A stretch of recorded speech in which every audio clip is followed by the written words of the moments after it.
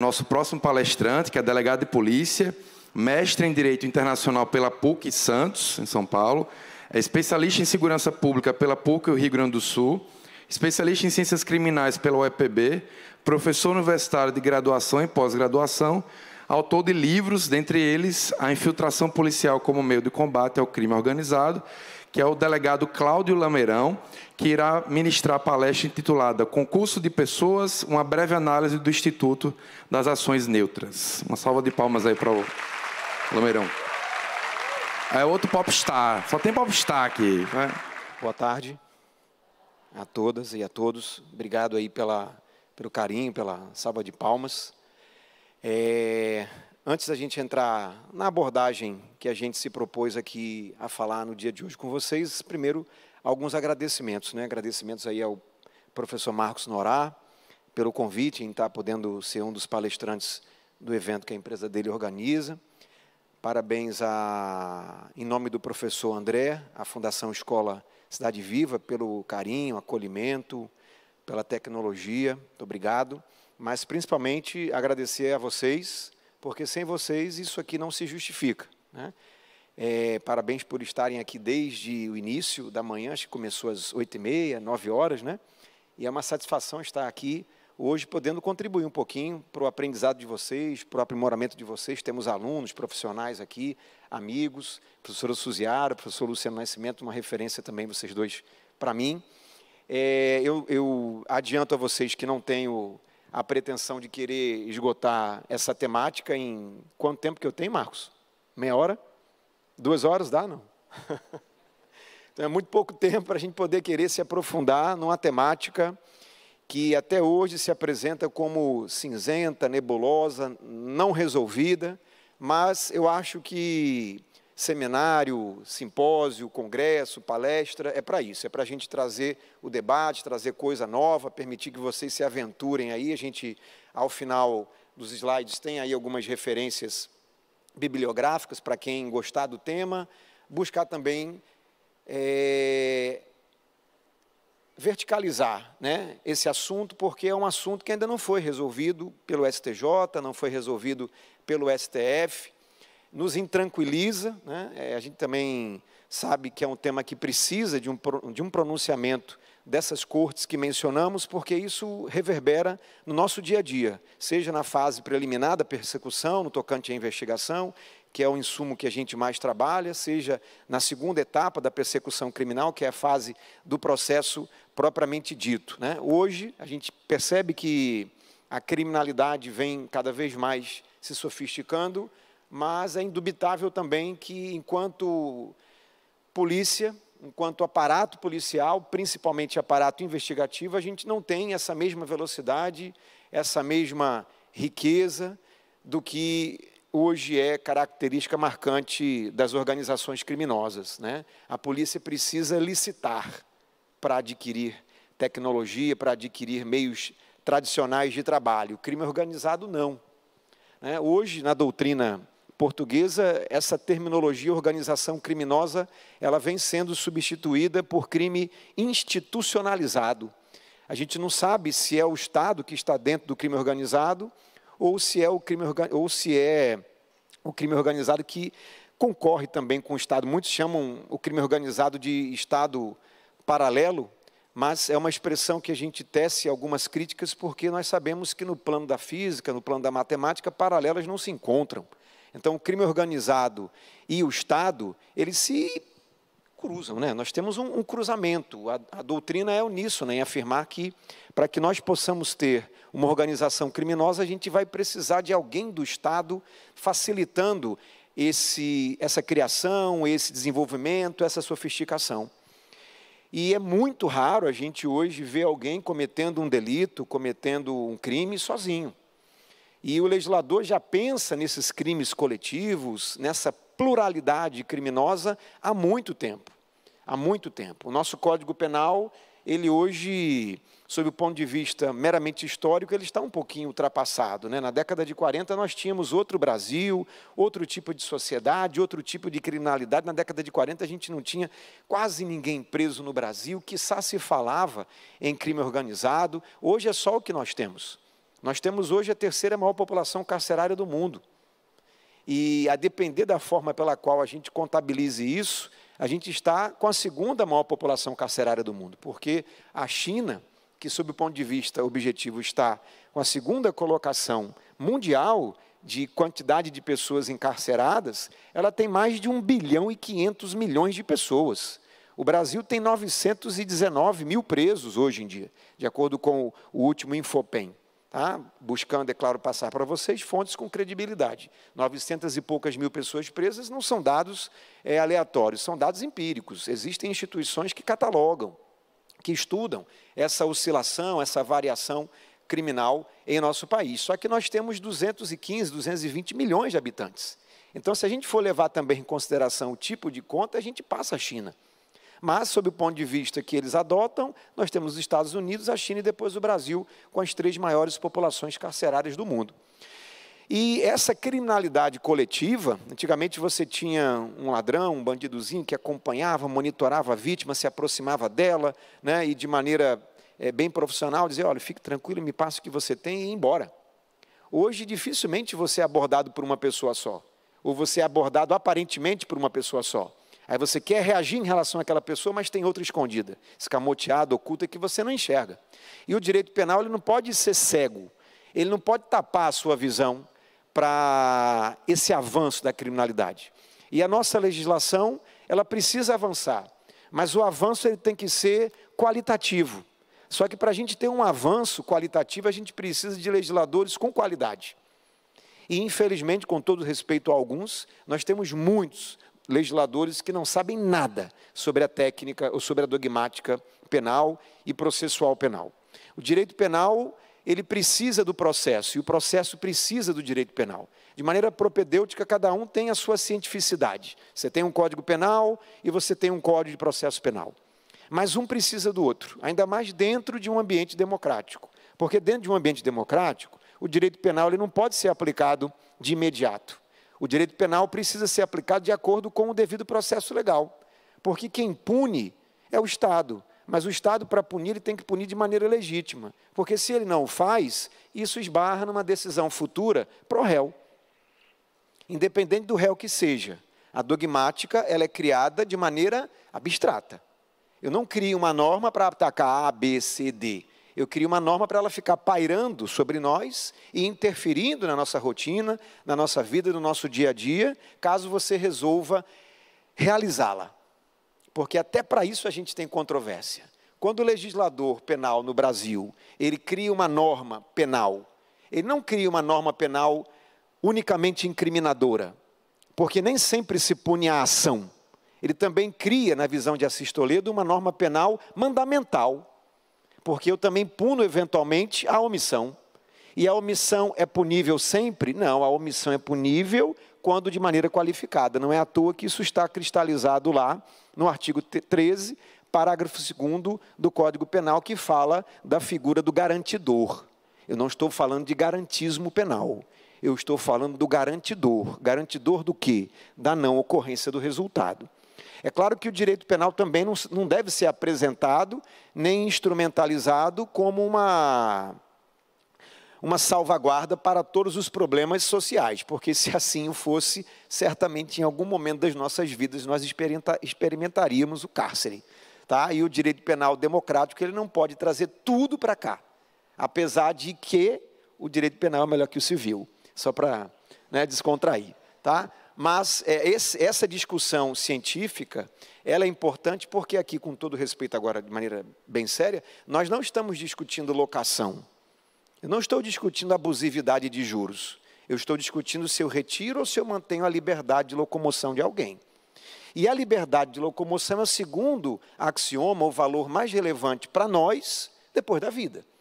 Então, o direito penal ele tem que ser sensível ao que nós estamos fazendo ou pretendendo fazer. E que bom, né, que a maior parte das pessoas está aqui ou em casa estudando, atenta aí à nossa palestra e às palestras dos demais simposistas, mas tem muita gente fazendo besteira por aí, né? Tem muita gente gastando o seu tempo fazendo o mal. A gente vem aí há uns 10 dias muito cansativos, muito desgastantes, com essas situações que vêm sendo viralizadas por criminosos que, enquanto policial agora, a gente avisa que vai continuar próximo a vocês e vamos pegar vocês. Agora, não adianta prender por prender. A gente consegue rastrear, achar que hoje eu consigo praticar o crime com a mesma tranquilidade e facilidade com a qual se fazia há 30, 40 anos atrás, a gente já adiante diz que é um ledo engano. Né? A polícia está atrás, a polícia vai identificar, seja pelo delegado, seja pelo trabalho do perito. Né? Parabéns pela palestra, inclusive, minha querida amiga. E nós vamos rastrear, nós vamos pegar, mas não adianta também, não estou dizendo que a saída é o maximalismo penal, é a prisão pela prisão. Mas não adianta também você querer resolver, entre aspas, uma situação como essa com penas pequenas. O Estado tem que se fazer presente também em termos sancionatórios. Eu tenho que sancionar com qualidade. Né? Eu tenho que sancionar com qualidade. Eu também não posso criminalizar tudo. Tem muita coisa que no Brasil está criminalizada de maneira inútil. Certo? Então, independente de ser praticado por uma só pessoa, por duas, ou do crime que eu pratico, né, a gente precisa unir o penal com o processo penal, porque um precisa do outro. Como eu estava dizendo há pouco, o direito penal não é uma ciência que se aplica de imediato. Eu preciso aplicar o direito penal dentro de um devido processo legal.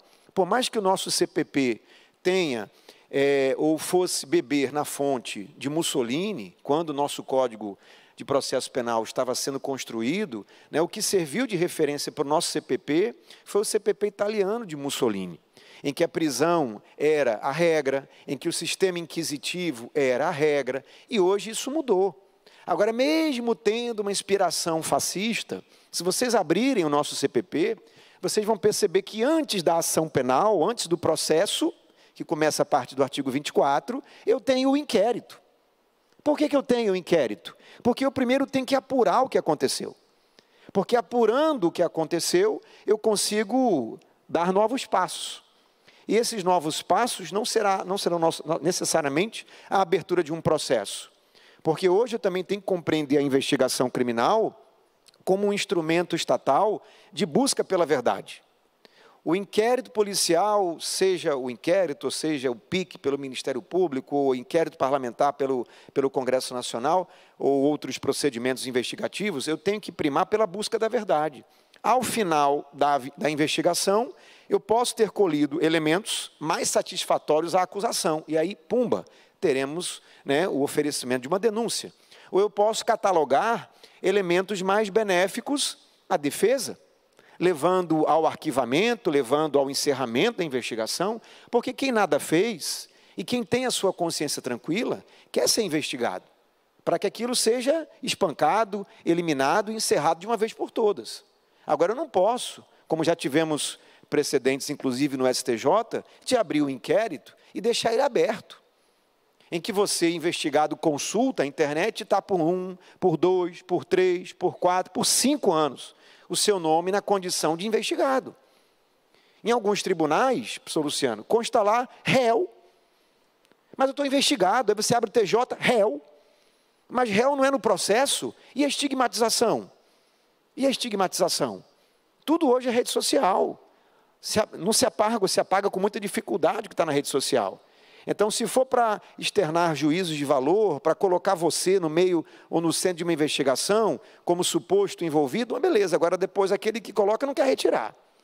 E aí a tua imagem está lá, para o mundo todo visualizar. Enfim, mas o que é que isso aqui tem a ver com a nossa temática? Tem tudo a ver. Por quê? Porque, como eu estava dizendo hoje, dificilmente alguém vai praticar um delito sozinho. E existem crimes no Brasil, por exemplo, o delito de associação criminosa, artigo 288 do nosso Código Penal, em que a lei exige o concurso de pessoas. Se eu não tiver pelo menos 3 pessoas se associando para a prática de crimes, no plural, propositalmente, não haverá associação criminosa do 288, porque é um crime de concurso necessário. Se puder passar para o segundo slide, eu agradeço, pessoal. Porque nesse crime de concurso necessário, eu vou precisar de um mínimo de 3 pessoas. E se for uma organização criminosa, aí eu vou precisar de pelo menos 4 pessoas. Então, se eu não tiver pelo menos 4 pessoas, eu não tenho organização criminosa? Não. Nesses crimes, pessoal, em que a lei exige um número mínimo de pessoas, a diferença entre autoria, coautoria e participação, ela é de menor relevância. Porque quando a lei exige um número mínimo de pessoas, é uma relação de tudo ou nada. Ou eu vou ter os 3, e possivelmente o crime, ou se eu tiver menos de 3, eu não terei associação criminosa. A associação criminosa tradicional.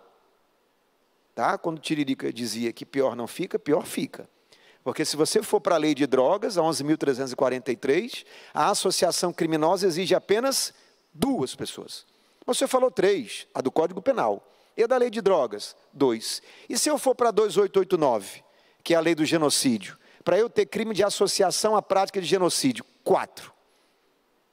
Mas o senhor não disse que 4 é organização criminosa, mas o legislador também diz que se for associação para o genocídio, 4. Mas qual é a diferença entre associação e organização? A associação é alguém querendo se tornar algo melhor. Não é assim na vida? Então a associação deseja virar uma organização.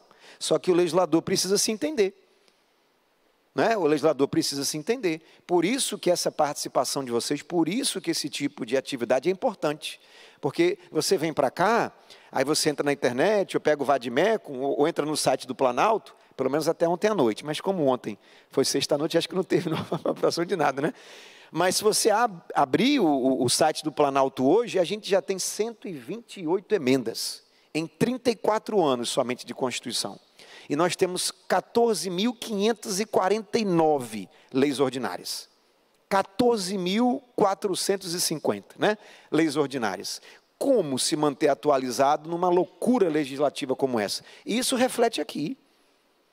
Porque o nosso legislador passa a imagem, e os governantes também, de que quanto mais crime, mais segurança e tranquilidade coletiva. É assim? Se fosse assim, a gente não teria, né, tanta gente presa, tanta desigualdade, tanta injustiça, tanta discriminação nesse país. Tá? Então tem muita coisa errada. Eu não posso trazer ou querer que aqui esteja o acerto. Em parte, sim. No todo, jamais. Não é prendendo que a gente melhora a sociedade. Tá? Então, deixa eu ver se eu consigo passar isso aqui. Peraí.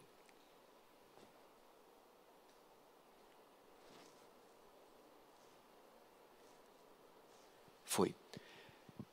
Participação em ações neutras. Uma nova espécie de concurso de pessoas? Não.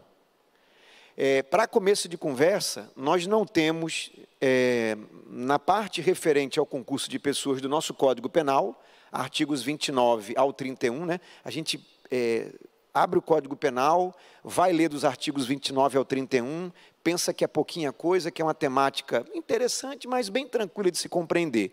Estaria mentindo a vocês se dissesse que é dessa maneira que tem que ser visto essa temática. Jamais. É uma das discussões, é um dos temas mais intricados até hoje pela dogmática criminal brasileira.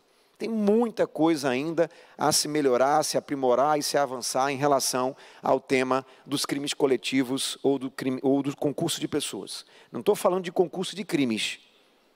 Eu não quero saber se João praticou 4, 5, 6 crimes. E se foram praticados em concurso formal, material ou continuidade delitiva. Isso é concurso de crimes, 69, 70, 71. Aqui é concurso de pessoas. Eu tenho 2 ou mais pessoas concorrendo para a prática da mesma infração. Concurso de pessoas.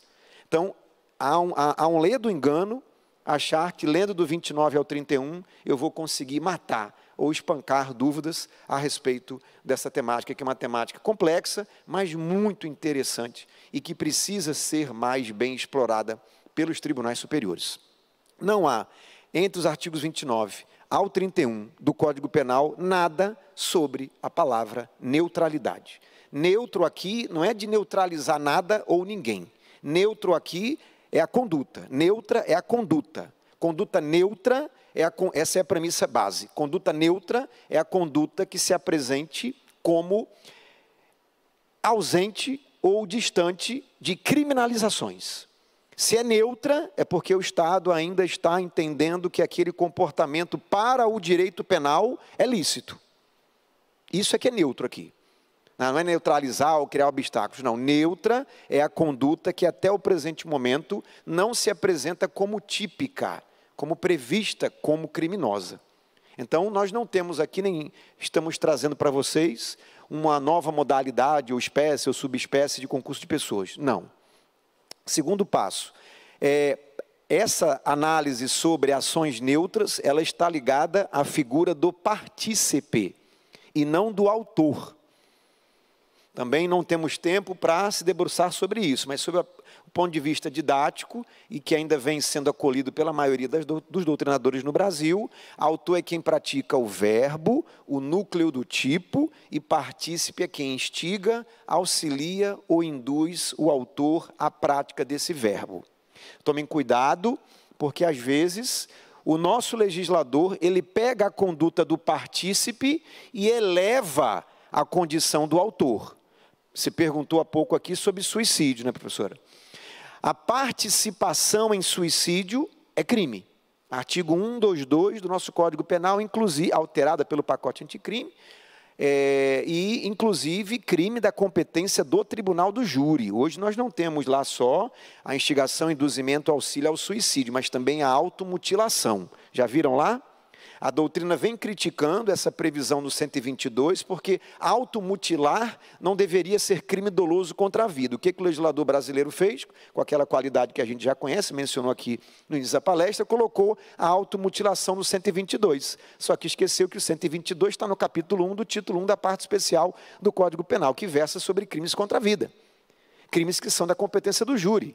Mas mesmo a automutilação tendo sido colocada no 122, a instigação, induzimento e auxílio, a automutilação não vai a júri, vai a uma vara criminal comum.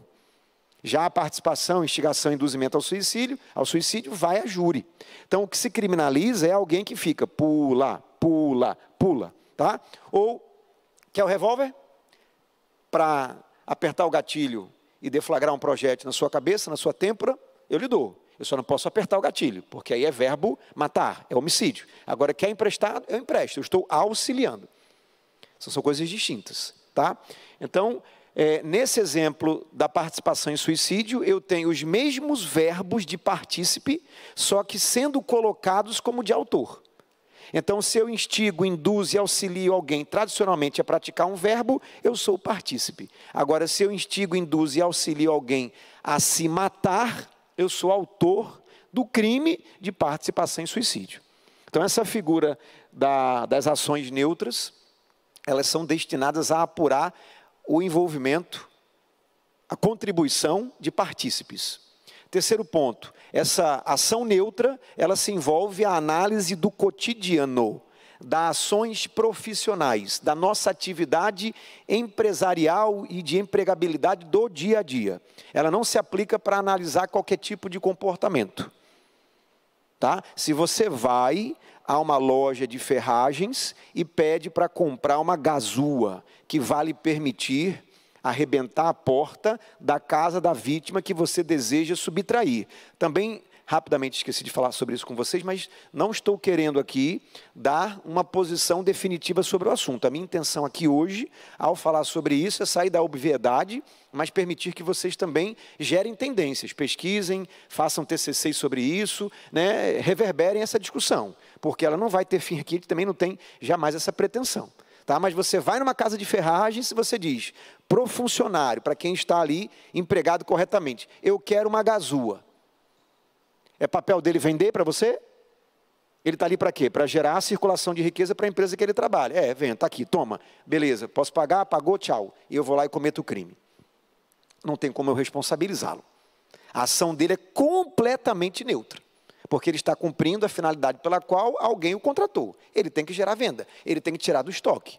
Agora, você chega e diz, tem a gazua? Tem. Quanto é que está? Está tanto. Aí eu estou lá processando o pagamento, eu quero a gazua, e o empregado chega para mim e diz, vai usar em alguma coisa específica, doutor? Quer algum conselho? Eu já vendo esse tipo de ferramenta já faz um bom tempo. Não, eu vou arrebentar a porta de uma casa, né, 123 daqui dessa rua, porque eu sei que os donos estão viajando e está cheio de coisa de valor lá dentro. Cara, está aqui pago, me dá aqui. Toma.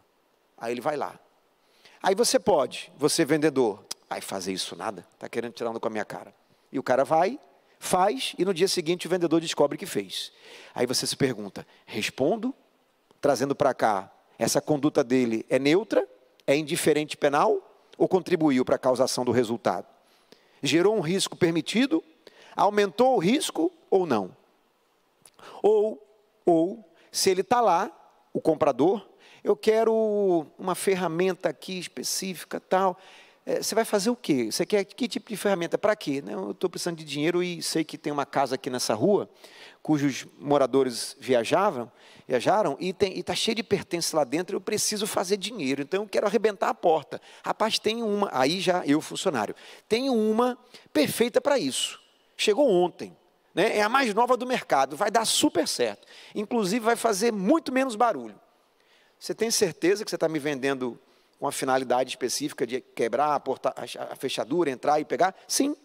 Então, beleza, eu vou fazer isso mesmo, viu? Eu digo, pode fazer, estou te vendendo, né, com mais expertise, inclusive. Né, eu quero que você tenha sucesso na sua empreitada criminosa. Não é diferente? Essa atitude é neutra para o direito penal ou ela merece uma reprovação? Tá? Aí, tradicionalmente, nós sabemos, o concurso de pessoas é quando eu tenho um fato típico, ilícito, envolvendo 2 ou mais pessoas. Certo? Aí eu posso ter 2 autores, ou eu posso ter um autor e um partícipe. Eu não posso ter 2 partícipes, Cláudio? Normalmente não, porque uma grande novela não gera ibope só com figurante. Eu preciso de ator, eu preciso de atriz, que tenham... Está todo mundo sendo demitido da Globo agora? Não sei como é que vai ser, mas eu preciso de ator e de atrizes famosas. E figurantes para dar andamento à novela. A mesma coisa. A participação, ela segue a teoria da assessoriedade. O partícipe, ele segue o principal.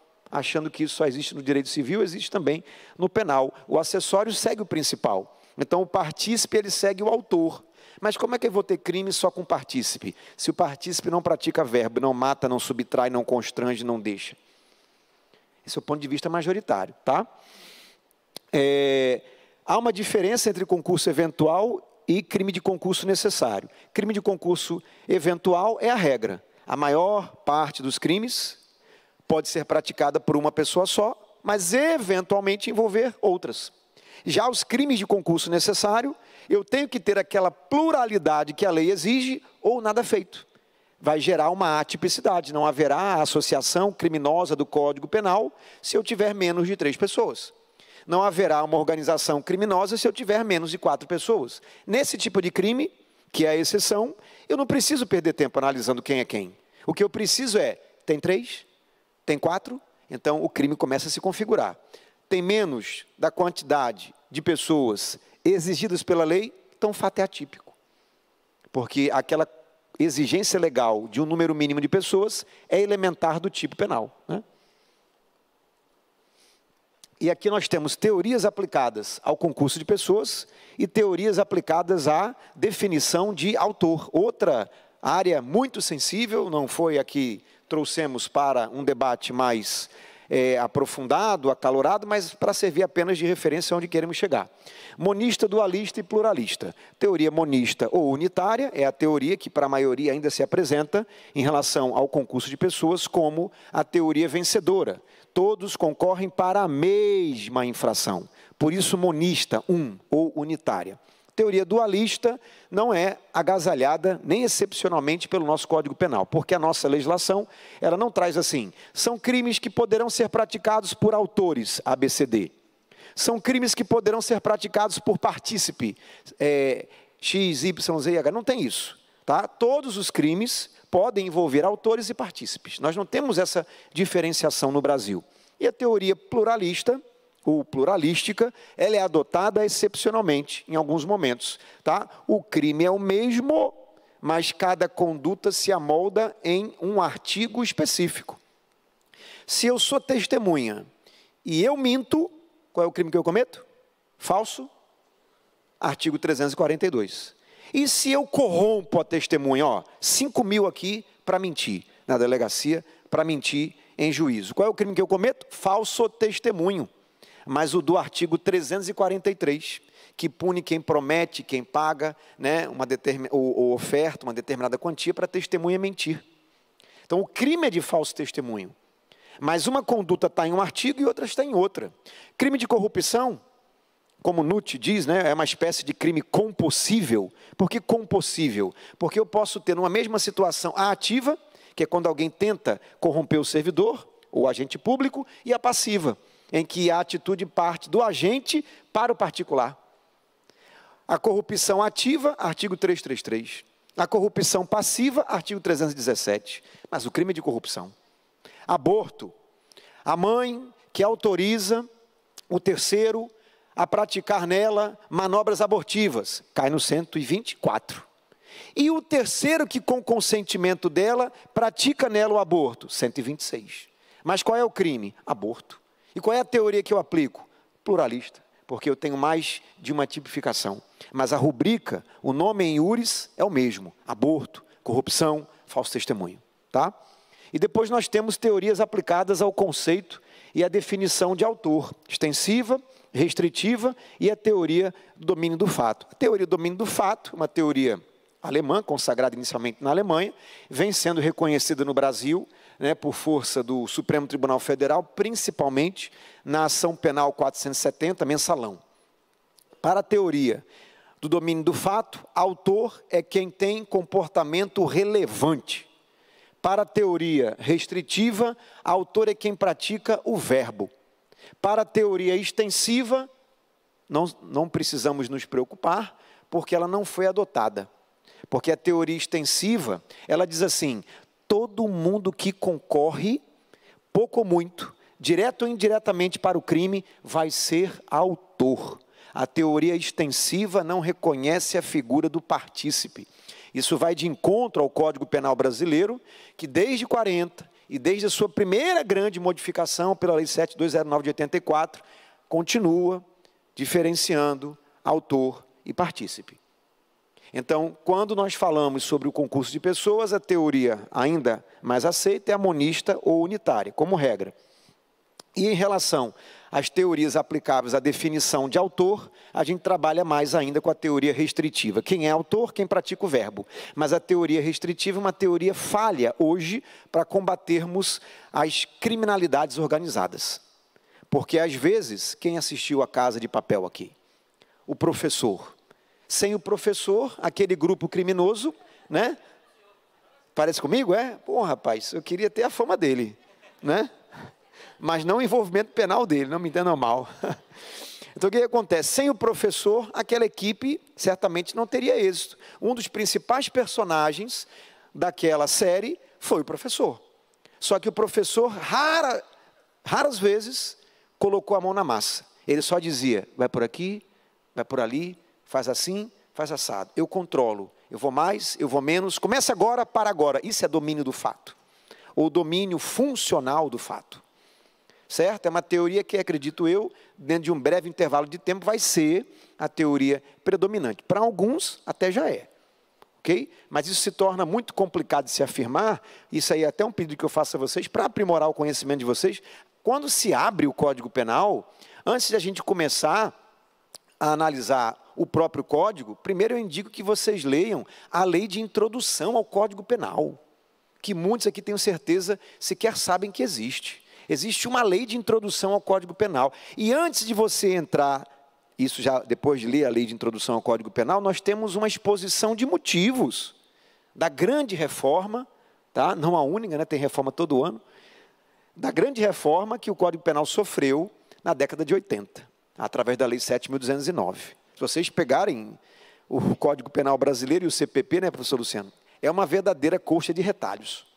Nós temos um PLS 156/09, PLS é projeto de lei do Senado, que é o novo CPP, que até hoje, desde 2009, se arrasta na Câmara.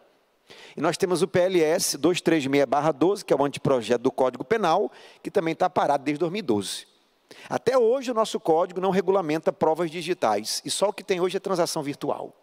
Seja até estupro virtual nós já temos. Estupro virtual nós já temos. Certo? Porn, revenge, ou revenge porn, né? O cara bem bonitão entra no teu Instagram, uma mulher bem bonitona, aparentemente aparece lá para você, quem é você, de onde você é, está afim de quê? E aí começa aquela conversa, manda uma foto, manda um nudes, no primeiro que tu manda eles, olha, já sei quem você é, você já viu a foto que você me mandou? É 5.000. Para você não ter o teu nome divulgado, publicizado e levado ao conhecimento. Claro que isso geralmente é uma extorsão, isso não vai para frente, o cara resiste, encara, mas muita gente treme e vai e paga. Né? Vai e paga. O cara está trocando, né, algumas expressões inicialmente de carinho pela internet e diz, olha, quero ver você sem roupa. Não, que é isso? Não quero ver você sem roupa agora. Eu não preciso tocar para ter estupro hoje?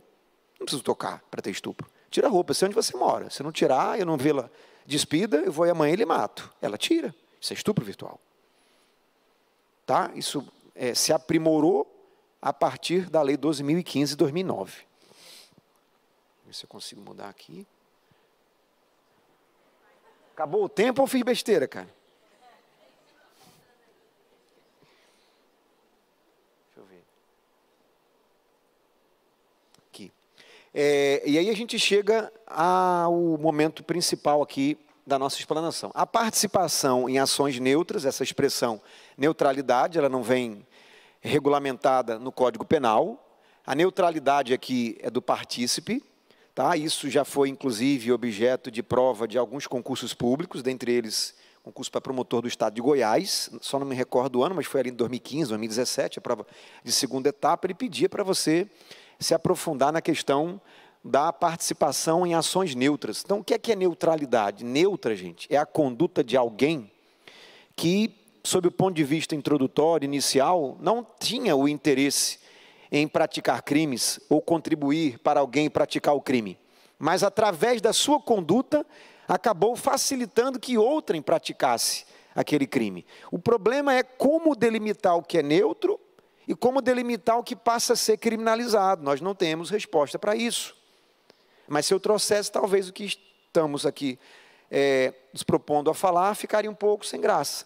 A gente já chegaria com a receita do bolo pronto, para você só botar no forno depois de degustar.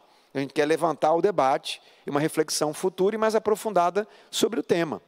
Então, onde surgiu? Surgiu no século XX. Para alguns, em 85, através de uma decisão do STF da Alemanha, tá? Professor Luciano, aqui uma referência em direito penal alemão também, depois pode nos ajudar aí na utilização do vernáculo mais adequado, né?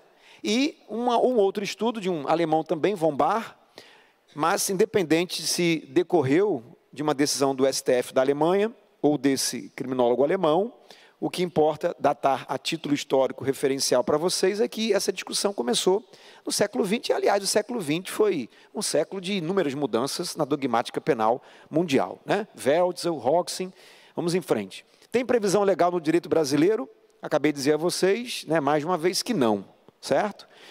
Critérios para a sua aplicação. Nós temos 3 correntes. Tem uma corrente que vai dizer assim, vai ser neutro e não punível, ou criminoso punível, a depender de critérios objetivos. Como é que eu delimito se é neutro, não punível, ou se é criminoso punível? Por critérios objetivos, eu vou aplicar o princípio da adequação social. É adequado na sua profissão você ter feito aquela venda? Exigia-se a lei que você comunicasse às autoridades quando aquela venda fosse suspeita? Adequação social, insignificância, garantidor. Então, aplicando esses institutos da teoria geral do delito, da teoria do crime, eu delimitaria, né, conseguiria apagar essa cor cinza dessa zona incerta. Puno ou não puno? Fez o que tinha que fazer porque trabalhava com aquilo, ou tem que ser punido porque sem a sua conduta o crime não se realizaria? Outros setores da doutrina vão dizer não. A melhor maneira de se resolver isso é através da aplicabilidade de fatores subjetivos, amigo. Tem dolo? Tenho. Você sabia o que ele queria quando você vendeu aquele equipamento? Sabia. E você sabia que você não vendendo, você poderia ter evitado aquilo? Sabia. E mesmo assim eu quis vender, e se não fosse com ele, o primeiro que viesse, eu venderia também. O dolo indireto, eventual, ele não é aceito para a delimitação, para a aplicação, né, dessa problemática das ações neutras. O dolo eventual ele não entra aqui, aqui entra o dolo direto.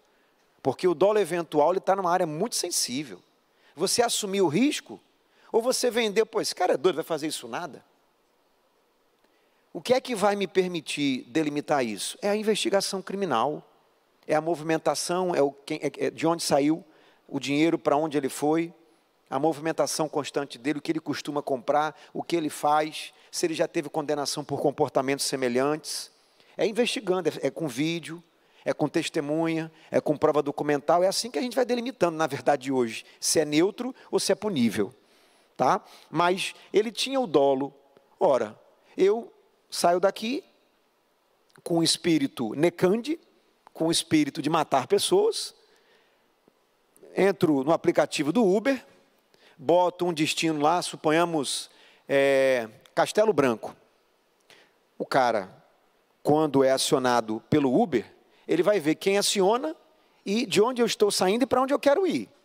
O Uber consegue, por enquanto não, né? O Uber consegue dizer qual é a minha intenção com aquela viagem? Por que vocês acham que hoje, principalmente à noite, tem aquela plaquinha nos carros Uber? Porque só em algumas áreas aqui, você só entra se tiver identificado pela facção. Ou você se submete aos processos de diferenciação. Não é criminologia, necessariamente, né? Não é aquele estudo lombrosiano, né, Luciano? Do fisionomismo jurídico, não é isso. É você se adaptar. Se o cara está dirigindo um carro que não é conhecido pela localidade, não está identificado como Uber, e não está com os vidros abaixados, se for numa área periférica do Rio, o que acontece? É metralhado o carro. Basta entrar no Google, no YouTube, é metralhado o carro. E aqui a gente começa a ter áreas críticas também na cidade. Então o cara bota o Uber lá porque alguém da comunidade quer saber quem é que está entrando. É Uber, beleza, pode entrar. Não é interessante para a facção que a polícia chegue, porque vai interromper a venda dos narcóticos. E se você interrompe o insumo deles, não vai circular riqueza ali dentro. Tá? Então, o Uber é contratado. Aí eu estou indo para o Castelo Branco. Boa tarde, boa tarde. Castelo Branco 385, né? Não. Castelo Branco 121. Não, mas aqui está 385, né? Porque hoje eu vou matar. É 121. Não é 385, não, mas o senhor botou 385, porque no endereço Castelo Branco, Rua Tal, 385, se encontra a pessoa que eu vou matar. E puxa a pistola. Cara, que isso, meu irmão? Eu estou com a pistola aqui, quero que você me leve até lá e quero matar a pessoa que lá está. Mas, doutor, o senhor vai me fazer levar até lá? Se você não quiser, eu desço aqui e pego outro. Não, R$22 é um valor bom, eu vou levar o senhor. Ah, você não vai fazer isso nada. Eu vou levar o senhor. Não acreditando que eu faria.